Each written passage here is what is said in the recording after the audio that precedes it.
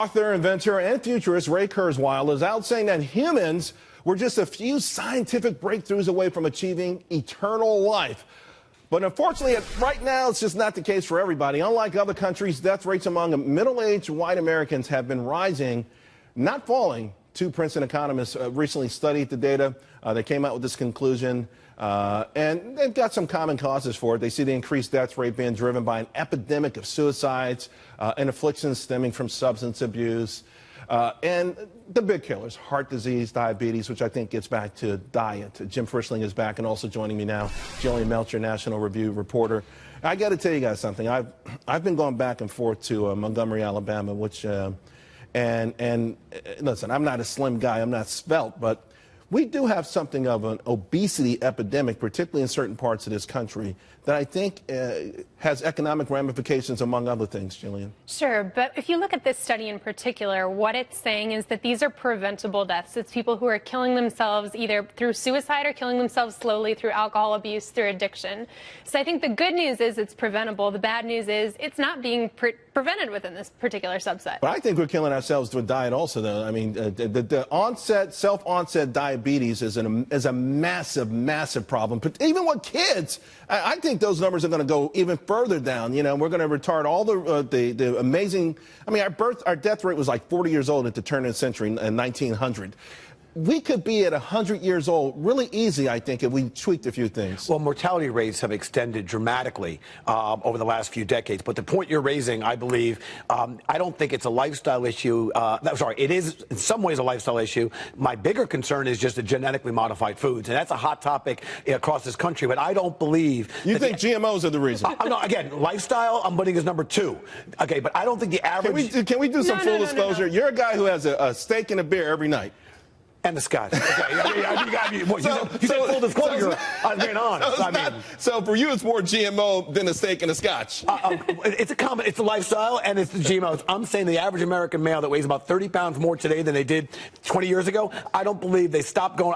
More people go to the gym. More people actually, hitting juice press and getting some beverages, eating some fruit. Fact is, I think a lot of the wheats we're eating, I believe, have been changed and have been modified, and our bodies aren't digesting it. That's my number. There's not a lot of scientific basis for that. Oh, I didn't say it's scientific basis. Again, there are studies that come back and say that GMOs are not dangerous, and in fact, they're probably saving lives by making more food available in impoverished countries. Hey, look, I'm on this segment because I was the white middle-aged man that they needed, and I was happy to see.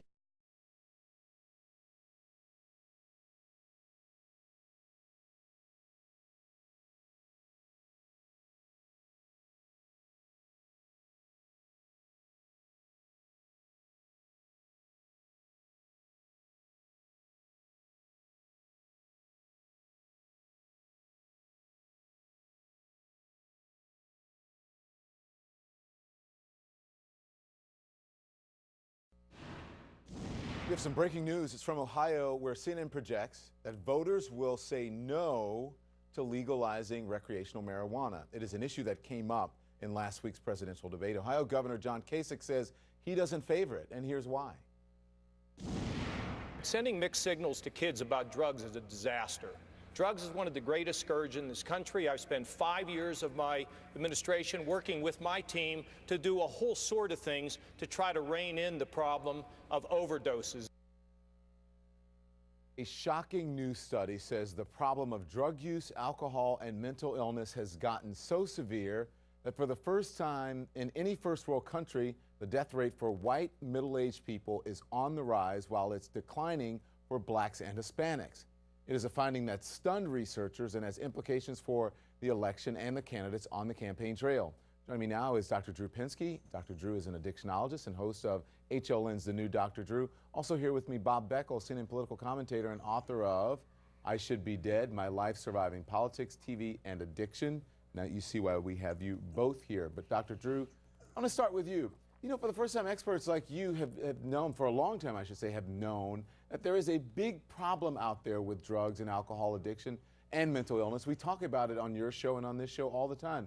But the numbers are still shocking. Why is this particular group of Americans struggling so much right now?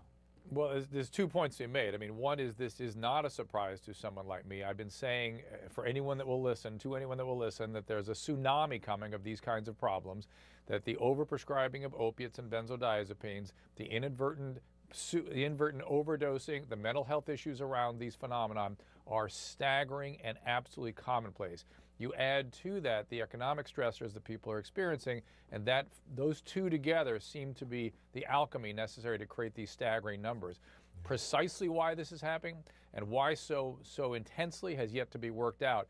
But I will tell you, the first culprit that I've been watching for the last 10 years has been the overprescribing of opiates. Yeah, of opiates. And we just had a conversation about that a couple of weeks ago on here. You know, we all know addiction and mental health know no racial boundaries, no age boundaries. But, you know, it's white men, white women, age 45 to 54 with high school level education. The death rates are going up. The opposite for black and Hispanic Americans in that same age group. And a lot of that is because of prescription pain pills, as you've said. This age group prescribed prescription pain pills more than any other group? It appears to be so. I mean, I've watched this age group grow up and get older, and they were the leading edge of really a pandemic of childhood trauma and adverse childhood experiences. And as they reached adolescence, young adulthood, they looked for ways to regulate their emotions, and drugs and alcohol, and then ultimately pills, were what they were offered. In the African American and in the black and the Hispanic community, they weren't having the same kind of access to the medical system. They weren't as likely to be prescribed. In fact, physicians, there's some suggestion, may have been somewhat recalcitrant to prescribing these substances to those groups. Interesting. Bob, I want to turn to you because one of the authors of this study are economists, and one of them is named Angus Deaton. He just won the Nobel Prize for his work in health economics, and he says that it is also because of our economic stress that household incomes for this group have fallen since the 1990s. Income inequality has been a term that we have been using in this election season. If you take that into consideration, is it not unfair here? It's deadly, right? Oh, sure it is. And, you know, I mean, I'm a victim of it. I just came off of opiate addiction after a back operation, and I was out at a pain management center, and I watched people come in who'd never been addicted to anything, who had gone through operations and were prescribed opiates, and as a result of that, they got addicted. But I think the bigger point here is that if you look at this demographic, this group, first of all, they're the toughest ones to get clean. I mean, I've been clean of alcohol and drugs for 14 years. Why are they the toughest to get clean? Because they tend to be so sure of themselves, they know what they're doing. But in this case, you know what they call Oxycontin? They call it hillbilly heroin, and it's rampant out in rural America. And doctors do overprescribe this stuff, and also drug dealers. I mean, I work with a lot of addicts and alcoholics, and I asked a drug dealer the other day when I was going into a crack house to pull a kid out. I said, how you guys doing? Because I used to buy from these guys. And he said, well, we're doing great. We're not selling cocaine anymore. We're selling just opiates. Heroin. Go ahead, Dr. Drew. Heroin. And what happens is that the doctors are finally getting the message they've been over-prescribing for the last 15 years. Look, I remember 10, 15 years ago when in Florida particularly, patients could walk into a pain management organization and look at a menu and select for themselves the particular opiates they wanted. Doctors were taking the position, who are you to say what pain is or whether the pain's under control? It was insane. So now they're getting the idea that they've been overprescribing. They're taking these patients, they're looking at the patterns and going, oh my gosh, there's a problem here. You're a bad patient. I'm not going to prescribe to you anymore. Yeah. As opposed to bringing them in and said, we have a problem. You're an addict. I didn't intend to do this. Let's fix it. They cut them off. They go to the streets. That's where the heroin. And that's where it happens. And listen, the candidates, we've been hearing a lot from the candidates about drug use and about drug rehabilitation, the crisis in America. Let's listen.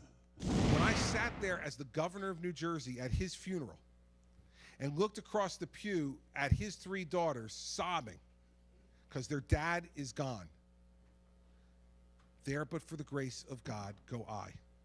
It can happen to anyone. Look, I have some personal experience in this just as a dad, and it is the most heartbreaking thing in the world to have to go through. I was struck by this statistic that last year, for the first time, we had more deaths by overdoses than we did by car crashes. My husband Frank and I buried a child to drug addiction. So we must invest more in the treatment of drugs. So they're not just responding to what they're seeing in the media. They're responding. This is hitting home for a lot of them in their communities and in their own homes. They have to address it. Listen, I don't know of anybody that doesn't somewhere or another can trace back a problem with addiction, whether it's alcoholism or drugs. But the interesting thing about this is this may be the first time where there's a bipartisan consensus where Democrats and Republicans have come to the conclusion that this is a very big problem. We're talking about millions of people. You're talking about millions of voters. The number of people affected by drug overdoses and the sale of opiates and heroin are enormous. And if you don't address it, you're not doing yourself any good as a candidate because it is a prevalent and a demanding issue. Dr. Drew, you know, we talked about the crack epidemic and, you know, and all the other epidemics that hit, drug epidemics, heroin. I think heroin mostly hits white communities. Crack hit black communities especially hard. Are we finally past the point where people look at drugs as an urban problem, a problem for minorities or the inner cities or lower income people? Oh, sure, we're there. This last weekend set of data that came out really brings that all the way home. This is white middle class men. That's who's dying right now. These guys are getting their hands on these drugs. They're getting excessively involved with them.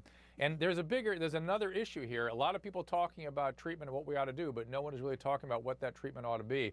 I'm a little surprised that Botticelli, who is the drug czar now, is coming out so strongly for drug replacement therapies. I mean, that's an option in treatment of opiate addiction, but that's becoming the only thing people are talking about. I think that's a shame. He's a recovering guy. He should be advocating for formal recovery as well. Quickly, Dr. Drew, the fact you mentioned early childhood trauma, and there should be a treatment set up around that. And in fact, a guy named Dr. Peter Preskoff at Betty Ford does non-medical, non-prescription work dealing with early childhood trauma, which manifests itself as pain later in their lives. And so you're singing to the choir. Yeah. You're singing to the choir. I got to tell you, every patient I treat, I tell people, if you're bad enough you need to see me, you had severe, significant childhood trauma, and that needs to be treated. Thank you, Dr. Drew. Thank you, Bob Beckel. Yes, sir. I appreciate both of you.